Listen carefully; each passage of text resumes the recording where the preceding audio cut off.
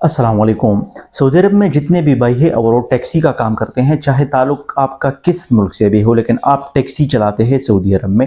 तो आज के टाइम में एक नया फ्रॉड सामने आ रहा है और इसकी तस्दीक मुझसे 2-3 भाइयों ने राब्ता करके बताया हुआ है कि जी हाँ, बिल्कुल इस तरह होता है। जब भी आप किसी जगह पर ट्रैवलिंग करते हैं तो पीछे से आपको एक गाड़ी टक्कर मार देती है, आपका एक्सीडेंट करवा देती है और छोटा सा आपको मतलब आपकी गाड़ी को छोटा सा टक्कर दे देती है।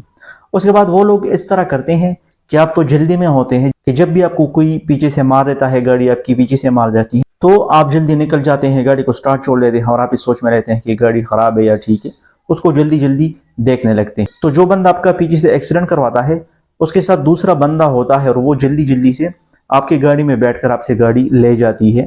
फिर अगर आपके पीछे ट्रैफिक फाइन आए या जो भी मसला आपके पीछे आए, आपके पीछे ही आएगा। तो लिहाजा अगर आपका एक्सीडेंट हो जाए या आपके साथ कोई ऐसा फ्रॉड करे, तो काइंडली गाड़ी को स्टार्ट मत छोड़िए, गाड़ी को ऑफ करके फिर गाड़ी से बिल्कुल हौसले के साथ निकला करें, ताकि बाद में पछताने से बेहतर है कि थोड़ा एहतियात करें।